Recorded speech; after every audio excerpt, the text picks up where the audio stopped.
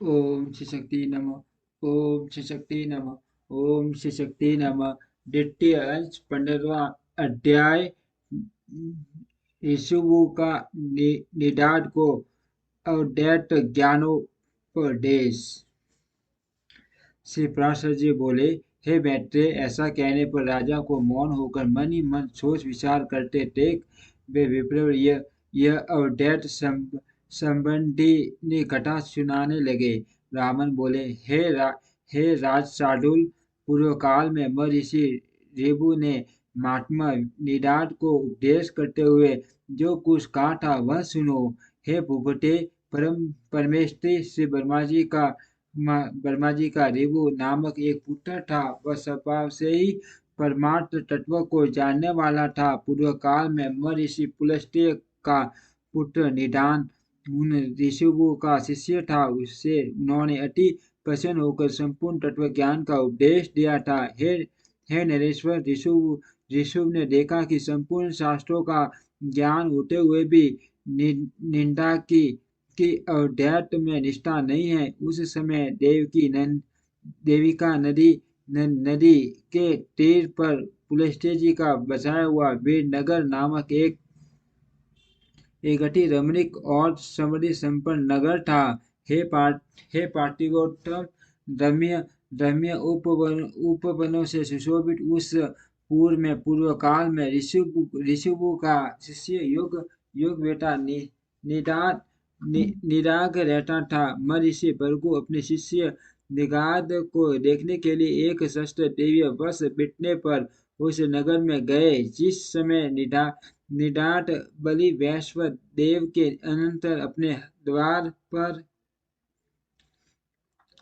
द्वार पर अतिथियों की प्रतीक्षा कर रहा था, वे उसके दृष्टिगोचर हुए और वह उन्हें द्वार पर पहुंच अद्यदान पूर्वक अपने घर में ले गया। उस द्विज श्रेष्ठ ने उनके हाथ पैर डुलाए और फिर आसन पर बिठाकर आदर पूर्वक कहा, भोजन कीजिए।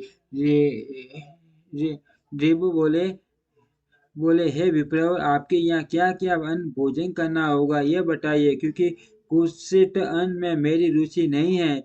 निदाग ने कहा, हे देवी श्रेष्ठ, मेरे घर में सटु, जौकी, लपसी, कंद, मूल, फलादी तथा पूए बने हैं। आपको इनमें से जो कुछ रुचे वही भोजन कीजिए। देवु बोले, हे देवी, ये तो सभी कुत्सित अन्न है। मुझे तो तुम हलवा, खीर तथा मट्ठा और खाद से बने स्वादिष्ट भोजन कराओ। तब निदाग ने अपनी स्त्री से कहा, हे ग्रह देवी, हमारे घर में जो अच्छी से अच्छी वस्तु हो उसी से इनके लिए अति स्वादिष्ट भोजन बनाओ। ब्राह्मण जड भरत ने कहा, उसके ऐसा कहने पर उसकी पत्नी ने अपने पति की आज्ञा से उन विप्रवर के लिए अति स्वादिष्ट अन्न तैयार किया। हे राजन, देवों के यथेष्ट भोजन कर सूखने पर निदाग ने अति विनीत होकर उन माँ मुनि से कहा, निदाग बोले, हे देवी, कहिए, भोजन करके आपका चित्त स्वस्थ हुआ न? आप पुण्यतः तप्त और संतुष्ट हो गए न? हे विप्रवर, कहिए, आप कहाँ रहने वाले हैं, कहाँ जाने की तैयारी में हैं और कहाँ से पधारे हैं? रेबु बोले, हे ब्राह्मण, जिसको क्षुधा लगती है उसी की तृप्ति भी हुआ करती है। मुझको तो कभी कभी क्षुधा ही नहीं लगी, फिर तृप्ति के विषय में तुम क्या पूछते हो? जठराग्नि के द्वारा पार्थिव ठोस धातुओं के क्षीण हो जाने से मनुष्य को क्षुधा की प्रतीति होती है और जल के क्षीण होने से तृष्णा का अनुभव होता है। हे दिविज, ये क्षुधा और तृष्णा तो देह के ही धर्म है, मेरे नहीं।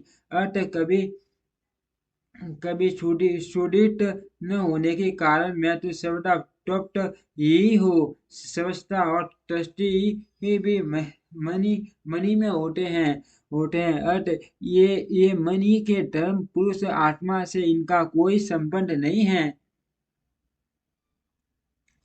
इसीलिए हे दिविज, ये जिसके धर्म हैं उसी उसी से इनके विषय में पूछो। और तुमने जो जो पूछा पूछा कि आप कहाँ रहने वाले हैं, कहाँ जा रहे हैं तथा कहाँ से आए हैं, सो इन तीनों तीनों के विषय में मेरा मत सुनो। आत, आत्मा आत्मा सर्वगत है, क्योंकि यह आकाश के समान व्यापक है। अर्थ कहाँ से आए हो, कहाँ कहाँ रहते हो और कहाँ जाओगे, ये कथन भी कैसे सार्थक हो सकता है। मैं तो न कहीं जाता हूँ, न आता हूँ और न किसी के स्थान पर रहता हूँ। तू मैं और अन्य पुरुष भी दैनिक कारण जैसे पटक पटक दिखाई देते हैं, वास्तव में वैसे नहीं।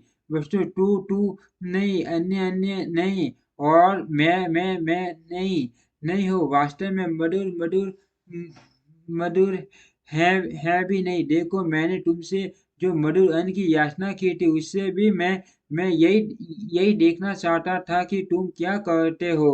हे दिव्य श्रेष्ठ, भोजन करने करने वाले के लिए स्वादु और अस्वादु भी क्या है, क्योंकि स्वादिष्ट पदार्थ ही सब सब समयांतर से अस्वादु हो जाता है।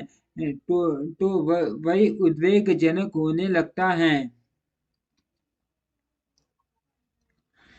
इसी प्रकार कभी अरुचिकर पदार्थ रुचिकर हो जाते हैं और रुचिकर पदार्थों से मनुष्य मनुष्य को उद्वेग हो जाता है। ऐसा अंत भला कौन सा है जो आदि मध्य और अंत तीनों काल काल में रुचिकर ही हो। जिस प्रकार मिट्टी का घर मिट्टी से लिपने से पोतने से टुंड होता है, उसी प्रकार ये पार्टी अन्न के परमाणुओं से पुष्ट हो जाता है।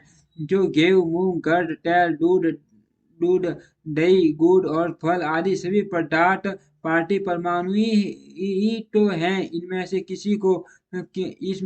किसको स्वादु कहे और किसको अस्वादु। अर्थ ऐसा जानकर तुम्हें इस स्वादु अस्वादु विचार करने वाले ठीक को समरसी बनाना चाहिए, क्योंकि मोक्ष का एकमात्र उपाय समता ही है। ब्राह्मण बोले, हे राजन, उनके ऐसे परमार्थ में वचन सुनकर महाभाग निडाग ने उन्हें प्रणाम करके कहा, प्रभु आप प्रसन्न होइए, कृपा बतलाइए, मेरे कल्याण की कामना कामना से आए हुए आप कौन हैं। हे दिविज, आपके इन वचनों को सुनकर मेरा संपूर्ण मोह नष्ट हो गया है।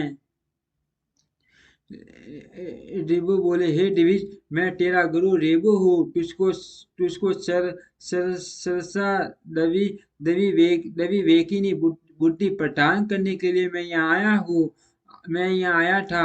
अब मैं जाता हूँ। जो कुछ परमार्थ है वह मैंने तुझसे कह ही दिया है। इस परमार्थ तत्व का विचार करते हुए तू तू इस संपूर्ण जगत को एक वासुदेव देव परमात्मा ही का स्वरूप जान, इसमें भेदभाव बिल्कुल नहीं है। ब्राह्मण बोले, टरंटर निडाग ने बहुत अच्छा कर उन्हें प्रणाम किया और फिर उससे परम भक्ति पूर्वक पूजित हो रेबु सर्वेशानुसार चले गए। इति श्री विष्णु पुराणे द्वितीय अंश पंचोदशो अध्यायम्। ओम श्री शक्ति नमः। ओम श्री शक्ति नमः। ओम श्री शक्ति नमः।